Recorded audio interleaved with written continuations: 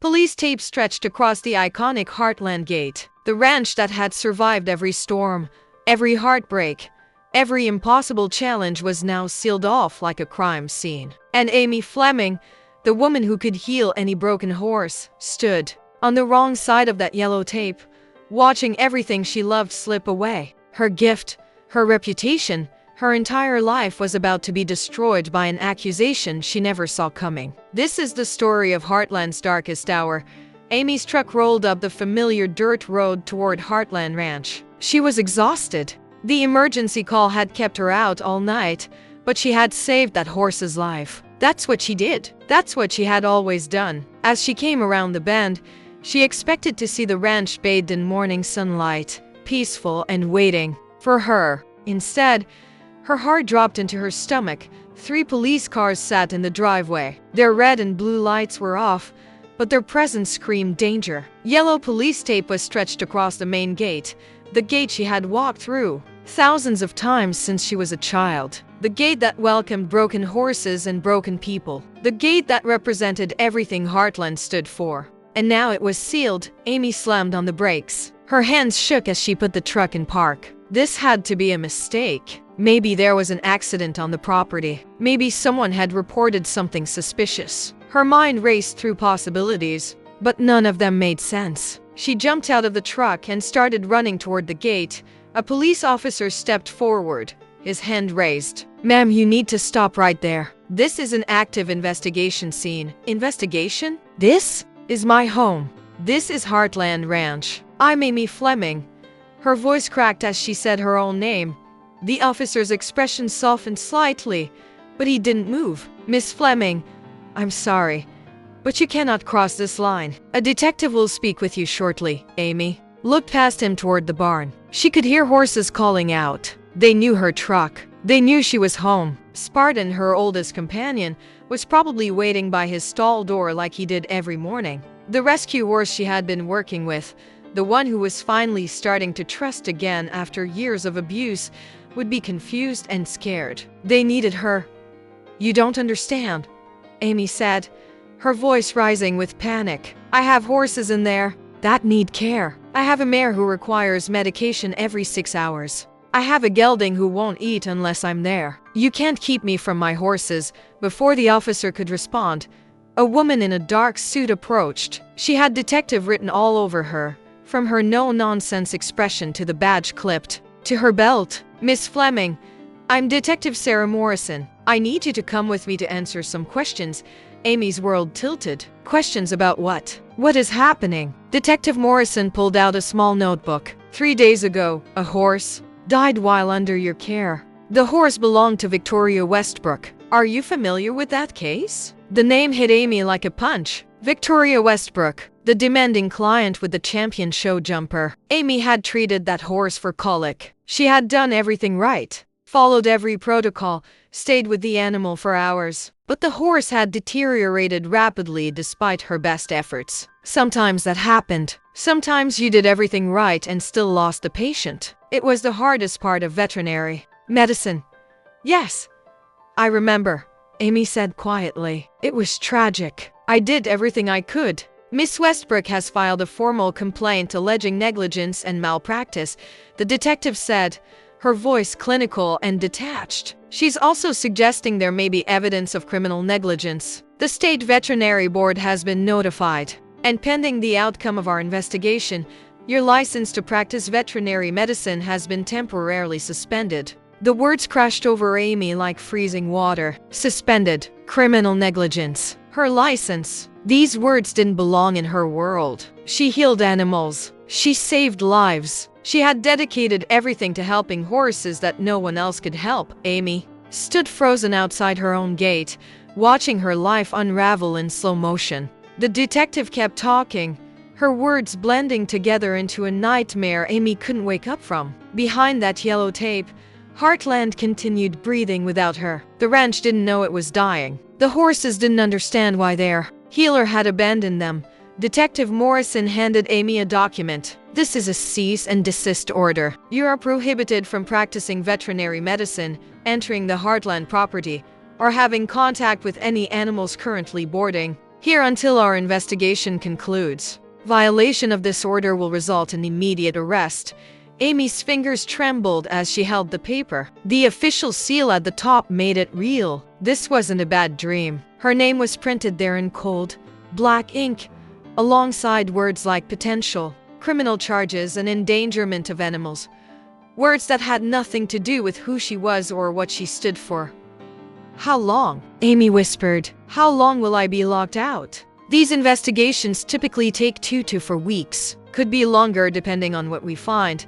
The detective's tone wasn't cruel, but it wasn't kind either. It was the voice of someone who had seen too many guilty people claim innocence. 2 to 4 weeks. Amy calculated quickly in her mind. The rescue horse with trust issues would regress completely without consistent handling. The mare on medication might develop complications. The young colt learning to accept a halter would forget everything they had worked on together. And beyond the immediate concerns, what about Heartland itself? The ranch survived on its reputation. Amy Fleming's gift with horses was the foundation everything else was built on. If that crumbled, the entire structure would collapse. I need to make arrangements, Amy said, fighting to keep her voice steady. Other people can care for the horses, but they need specific instructions. That rescue in the back barn requires Miss Fleming.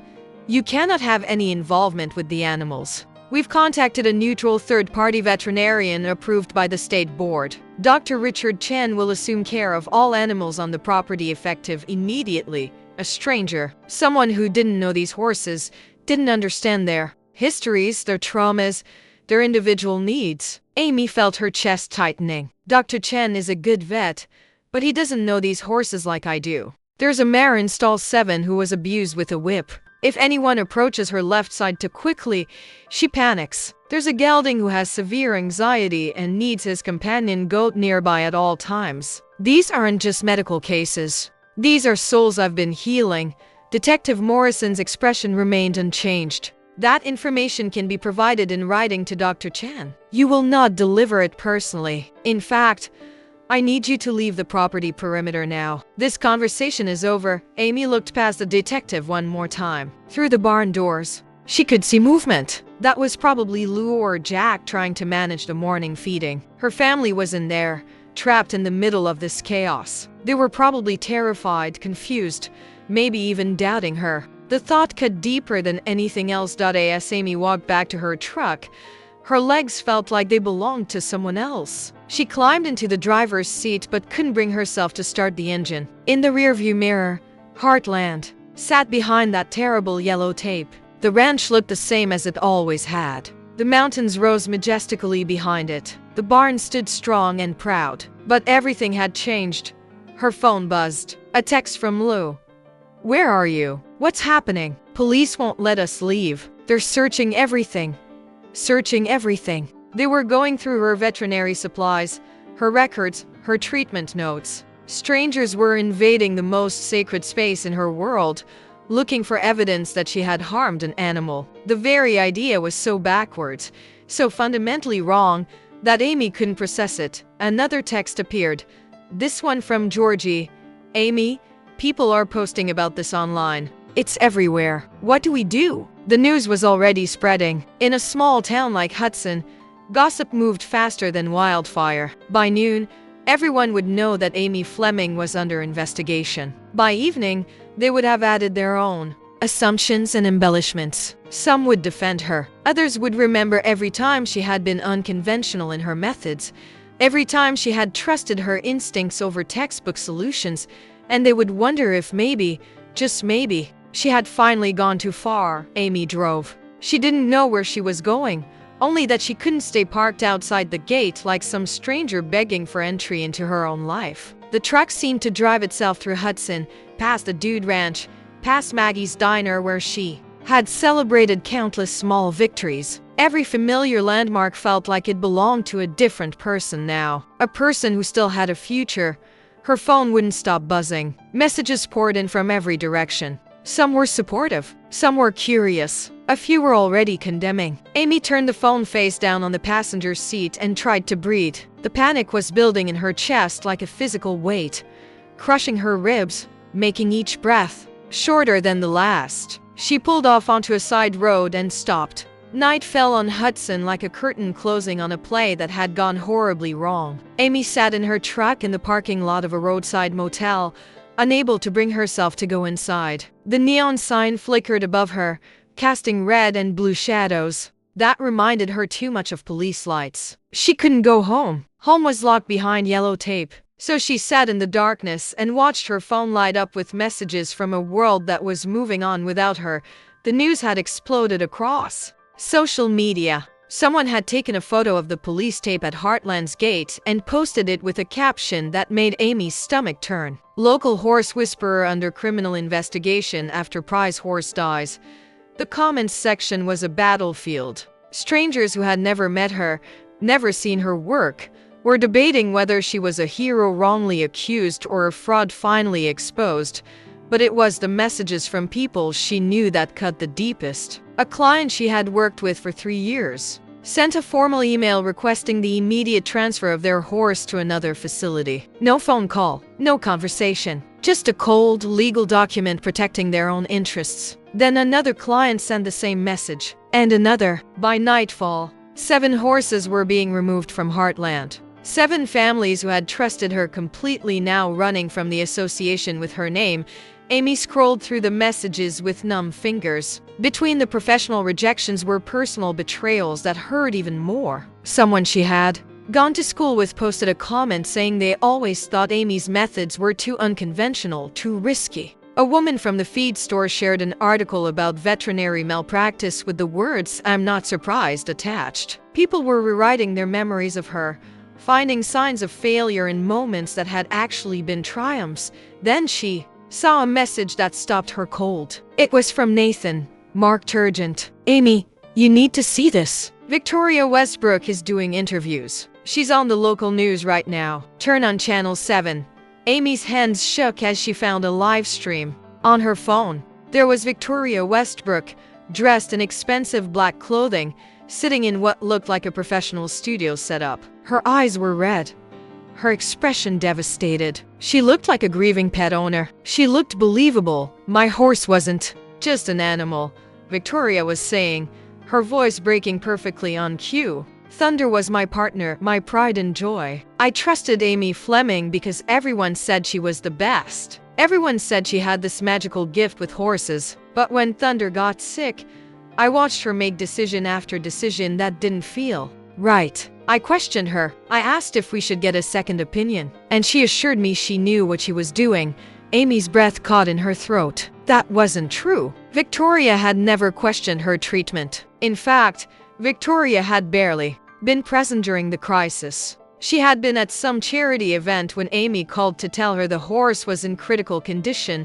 The interviewer leaned forward with practiced sympathy. "What do you want people to know about your experience?" Victoria dabbed at her eyes with a tissue. "I want people to know that reputation isn't the same as competence. Just because someone has been doing something for a long time doesn't mean they're doing it right. I trusted the legend of Amy Fleming, and it cost Thunder his life. I don't want another horse owner to make the same mistake I did." The interview continued, but Amy couldn't watch anymore. Victoria wasn't just accusing her of negligence. She was dismantling Amy's entire identity, piece by piece, in front of thousands of viewers. The horse whisperer was being rebranded as a dangerous amateur who had gotten lucky for years until her luck finally ran out. Amy's phone rang again. This time it was Lou, and her sister's voice was tight with barely controlled panic. "Have you seen the news? Amy, this is worse than we thought. The story is going regional. Calgary stations are picking it up. People are calling Heartland and leaving horrible messages. Someone spray-painted something on our mailbox. I can't even repeat what it said. Lou, I don't know what to do." Amy's voice sounded small, childlike. "Everything I say will sound like an excuse. If I defend myself, I look guilty. If I stay silent, everyone assumes the worst. We need a lawyer," Lou said. "A real one. Someone who handles this kind of case. I've been making calls, but Amy, the good ones are expensive. Really expensive. And with clients pulling out, with our reputation taking hits like this, I don't know if we can afford. Don't, Amy interrupted. Don't finish that sentence. Heartland can't go bankrupt because of me. That ranch is bigger than my mistakes. This wasn't a mistake, Lou said fiercely. I know you. You don't make mistakes with horses. Something else is happening here. Victoria Westbrook is lying about something. I can feel it, but we need to prove it. And we're running out of time. After Lou hung up, Amy sat in the silence of her truck and faced a truth she had been avoiding all day. Her reputation was destroyed. Her license was suspended. Her access to the horses she loved was gone. Even if she was eventually cleared of wrongdoing, some stains never wash out completely. There would always be people who remembered the accusation more than the exoneration. There would always be doubt. The girl who could heal any broken horse couldn't heal herself. And for the first time since her mother died, Amy Fleming had no idea who she was supposed to be anymore. 3 days passed like 3 years. Amy existed in a strange limbo, staying in that cheap motel while her life continued without her. She avoided mirrors because she didn't recognize the person staring back. The woman who had always known exactly who she was had become a ghost, haunting the edges of her own story. On the 4th morning, her phone rang from an unknown number. Amy almost didn't answer. Unknown numbers had become threats, reporters looking for quotes, or angry strangers who had seen Victoria's interview. But something made her pick up. Miss Fleming? The voice was young, female, and shaking with nerves. My name is Rachel Chen. I used to work for Victoria Westbrook. Amy sat up straight, her heart suddenly pounding. Used to work? I quit 2 days ago. I couldn't do it anymore. I couldn't watch what she's doing to you. Rachel's words came out in a rush, like she had been holding them in too long. Miss Fleming, Victoria is lying about everything. And I have proof. The motel room suddenly felt too small to contain the hope that surged through Amy's chest. What kind of proof? I was there the night Thunder died. Victoria told the police she wasn't there, that she trusted you completely with her horse's care. But that's not true. She was there, and she gave Thunder something, a supplement she ordered from some unlicensed supplier in Europe. She was obsessed with it, said it would give him an edge in competitions. You told her not to use it, that it wasn't approved, but she gave it to him anyway when you weren't looking.